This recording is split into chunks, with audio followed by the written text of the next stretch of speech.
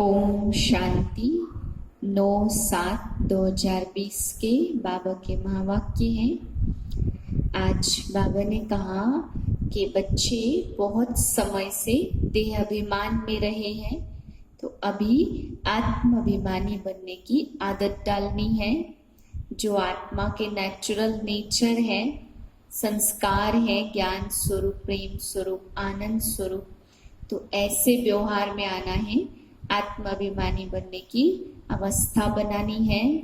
फिर बाबा ने कहा बच्चों को घड़ी घड़ी याद होना चाहिए कि आत्माभिमानी बनना है, याद में रहना है, नहीं तो पाप कैसे कटेंगे।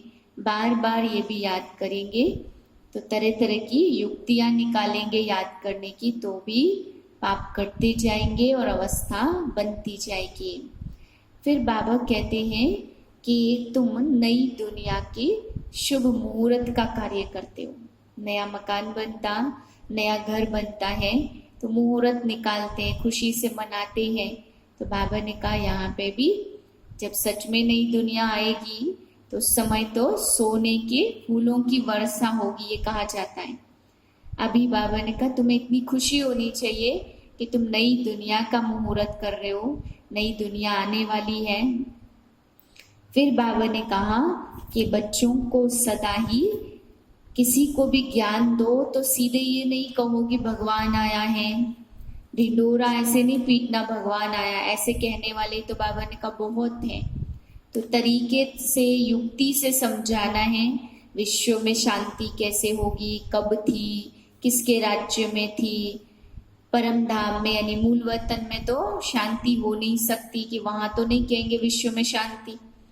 वहां शांति तो है लेकिन विश्व में शांति जो गायन है वो मूल वतन की शांति के लिए तो नहीं है। तो इस विश्व तो यहाँ है, तो यहाँ विश्व में शांति कैसे होगी।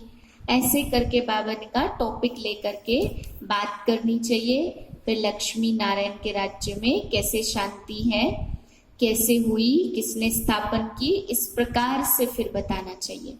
फिर बाबा ने कहा जैसे लौकिक बाप को ख्यालात रहते घर के, ऐसे पारलौकिक बाप को भी बेहद घर के ख्यालात रहते हैं, वो भी सौगात लाते हैं।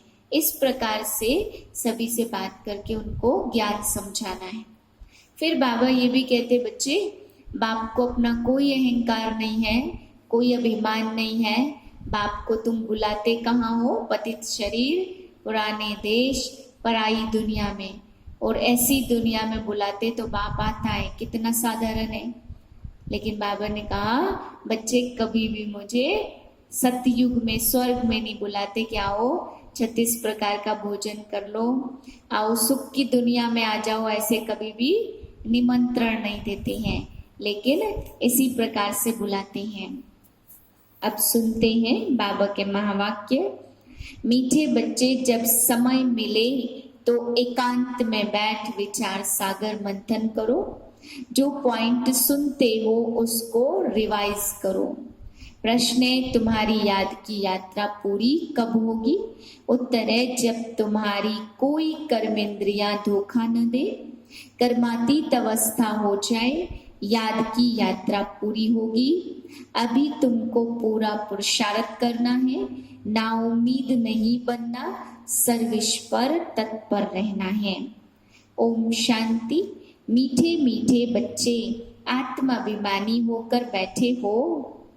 आधा कल्प से देह अभिमान में रहे हैं, अब याद नहीं करेंगे तो यात्रा कैसे कर सकेंगे, पाप कैसे कटेंगे। फिर तो घड़ी घड़ी घाटा पड़ जाएगा।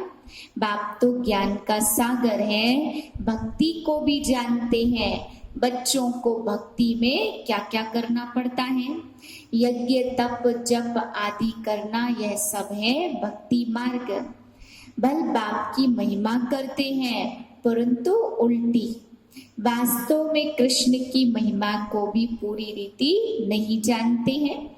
हर एक बात को समझना चाहिए। जैसे कृष्ण को वैकुंठ नाथ कहा जाता, अच्छा बाबा पूछते हैं कृष्ण को त्रिलोकी नाथ कहा जाता है, गाया जाता है ना त्रिलोकी नाथ। अब त्रिलोकी के नाथ अर्थात 3 लोक मूल वतन सूक्ष्म वतन, स्थूल वतन। तुम बच्चों को समझाया जाता तुम ब्रह्मांड के मालिक हो। कृष्ण ऐसे समझते होंगे कि हम ब्रह्मांड के मालिक हैं।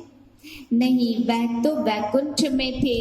वैकुंठ कहा जाता स्वर्ग, नई दुनिया को। तो वास्तव में त्रिलोकीनाथ कोई भी है नहीं। बाप राइट बात समझाते। 3 लोग तो हैं, ब्रह्मांड का मालिक शिव बाबा भी है, तुम भी हो। सूक्ष्म वतन की तो बात ही नहीं है, स्थूल वतन में भी वह मालिक नहीं है, न स्वर्ग का न नरक का मालिक। कृष्ण है स्वर्ग का मालिक और नरक का मालिक है रावण। उनको रावण राज्य और आसुरी राज्य कहा जाता। मनुष्य कहते भी हैं परंतु समझते नहीं हैं। तुम बच्चों को बाप बैठ समझाते, रावण को शीश देते हैं। 5 विकार स्त्री के, 5 विकार पुरुष के। अब 5 विकार तो सबके लिए हैं, सब है ही रावण राज्य में। अभी तुम श्रेष्ठाचारी बन रहे हो, बाप आकर के श्रेष्ठाचारी दुनिया बनाते। एकांत में बैठने से ऐसे ऐसे विचार सागर मंथन चलेगा। अभी तुम उस पढ़ाई के लिए स्टूडेंट एकांत में किताब ले जाकर पढ़ते। तुमको किताब तो पढ़ने की दरकार नहीं। हाँ, तुम पॉइंट नोट करते हो, इसको फिर रिवाइज करना चाहिए। यह बड़ी गुह्य बातें हैं समझने की।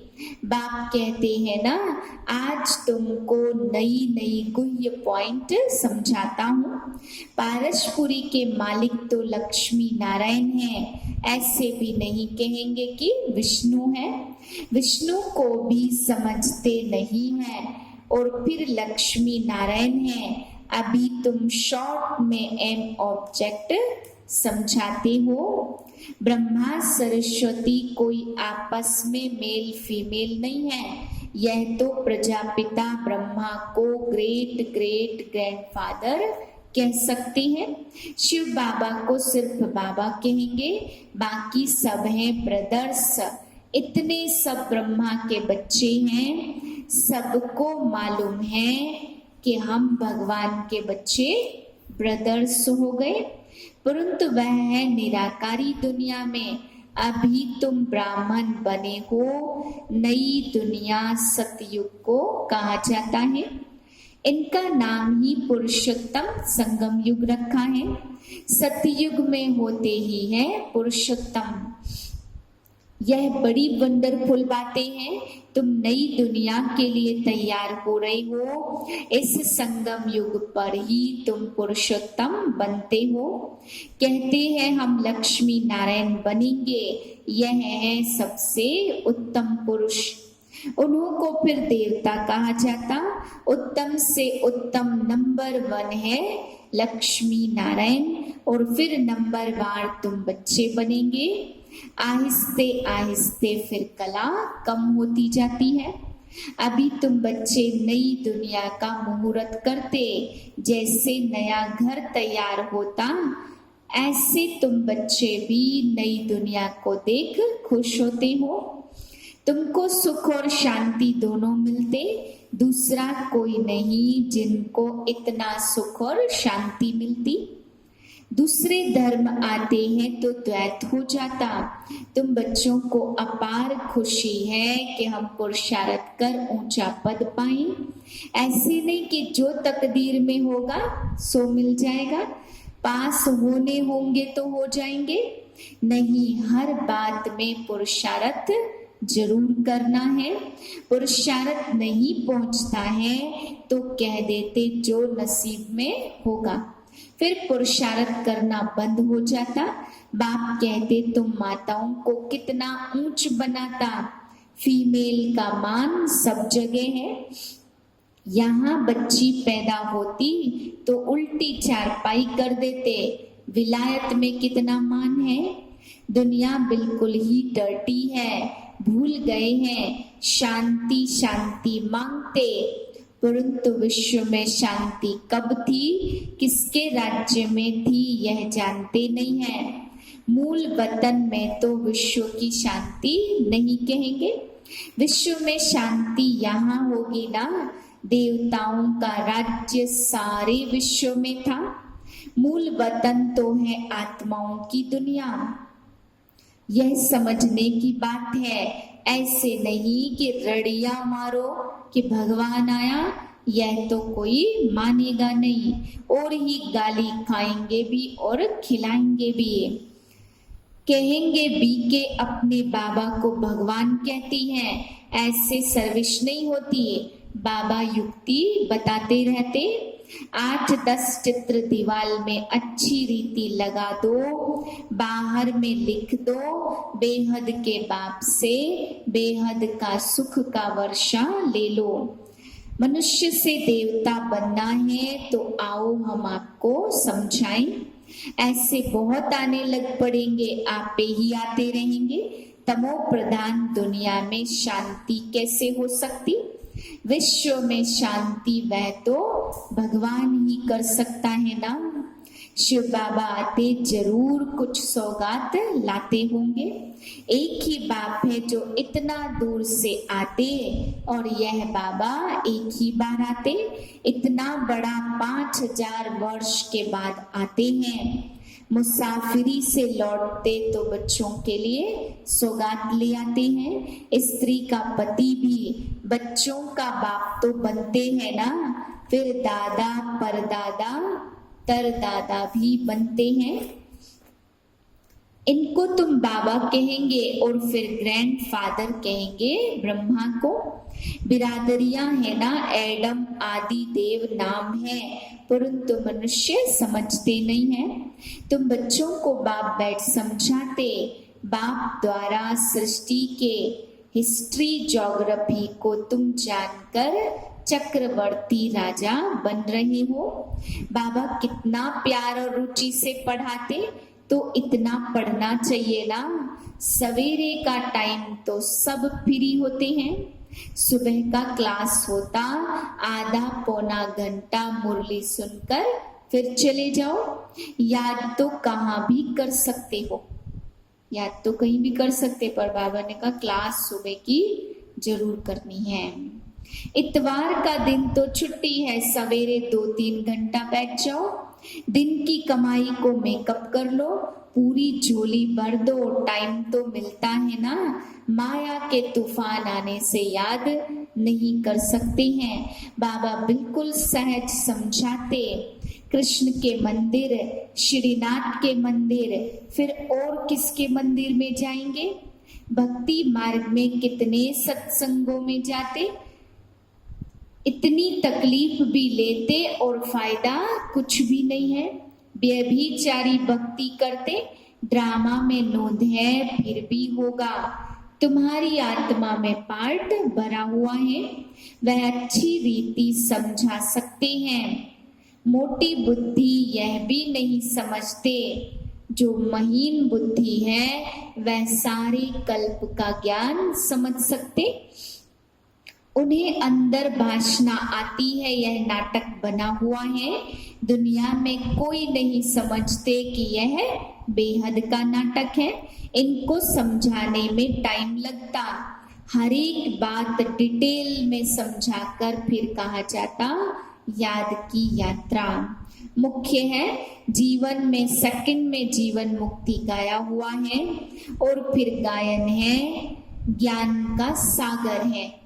ज्ञान सागर, सारा सागर शाही बनाओ, जंगल को कलम बनाओ, धरती को कागज बनाओ, और स्वयं ज्ञान की देवी सरस्वती भी उनके ज्ञान को लिखे तो भी उनकी महिमा पूरी नहीं हो सकती, अंत नहीं आ सकती। शुरू से लेकर तुम कितना लिखते आए हो, ढेर कागज हो जाए, तुमको कोई धक्का नहीं खाना है।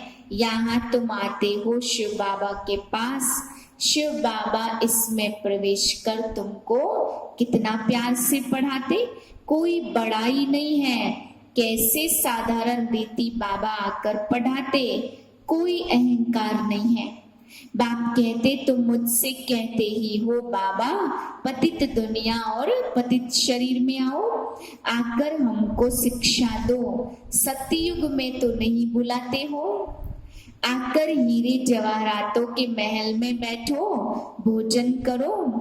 आगे बुलाते थे और 36 प्रकार का भोजन खिलाते थे। यज्ञ में शुरू में 36 प्रकार के भोग लगाते थे। यह भी चरित्र ही कहे, कृष्ण के चरित्र क्या है? वह तो सतयुग का प्रिंस है, उनको पतित पावन नहीं कहा जाता। सतयुग में विश्व के मालिक कैसे बने यह भी तुम बच्चे जानते हो। तुम्हारी याद की यात्रा तब पूरी होगी जब तुम्हारी कोई भी कर्मेंद्रिया धोखा न दे। कर्मातीत अवस्था हो जाए तब याद की यात्रा पूरी होगी। अभी पूरी हुई नहीं है, अभी तुमको पूरा पुरुषार्थ करना है, ना उम्मीद नहीं बनना है। सर्विस और सर्विस, बाप आकर बूढ़े तन से सर्विस कर रहे हैं ना। बाप करन करावनहार है, बच्चों के लिए कितना फिक्र रहता।